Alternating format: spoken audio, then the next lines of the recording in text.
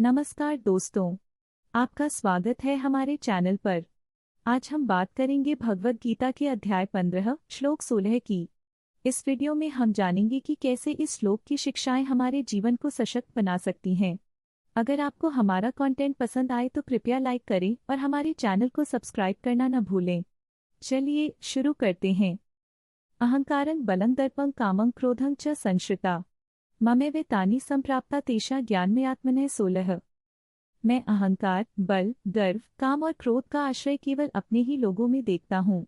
ये सभी गुण ज्ञान से रहित आत्मा के होते हैं। भगवद गीता के इस श्लोक में भगवान श्री कृष्ण कहते हैं कि अहंकार, बल, गर्व, काम और क्रोध जैसे भावनाएं केवल अज्ञानता से उत्पन्न होती हैं। जब मनुष्य ज्ञान की रोशनी से वंचित होता है तब ये नकारात्मक भावनाएं उसे अपने अधीन कर लेती हैं। इस श्लोक से हमें ये शिक्षा मिलती है कि यदि हम ज्ञान को प्राप्त करें और आत्मा के स्वरूप को समझें तो हम इन भावनाओं से मुक्त हो सकते हैं।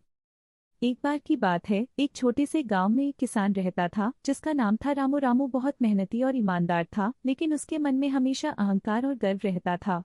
वह सोचता था, मेरी फसल सबसे अच्छी है और कोई भी मुझसे बेहतर नहीं है। एक दिन रामू की फसल में कीड़े लग गए और उसकी मेहनत का फल बर्बाद हो गया। उसने गांव के अन्य किसानों से मदद मांगने का निर्णय लिया, लेकिन उसका गर्व उसे रोकता रहा। वह सोचता, मैं अकेला ही सब कुछ कर सकता हूँ। परंतु उसकी स्थिति दिन ब दिन बिगड़ती गई।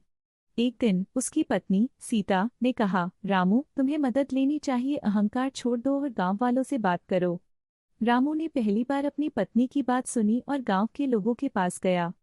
गांव के किसानों ने उसकी मदद की और मिलकर उन्होंने उसकी फसल को बचाया। रामू को एहसास हुआ कि अगर वह अपने अहंकार को छोड़कर ज्ञान और सहयोग को अपनाता तो उसे इस संकट का सामना नहीं करना पड़ता। उसने गांव के लोगों से कहा, मैंने सीखा है कि अहंकार हमें कमजोर बनाता है, ज्ञान और सहयोग से हम सभी मजबूत बन सकते हैं। इस घटना के बाद रामू ने अपने अहंकार को त्याग दिया और गांव के सभी किसानों के साथ मिलकर काम करने लगा। इस प्रकार रामू ने भगवद गीता के इस श्लोक की शिक्षाओं को अपने जीवन में उतारा।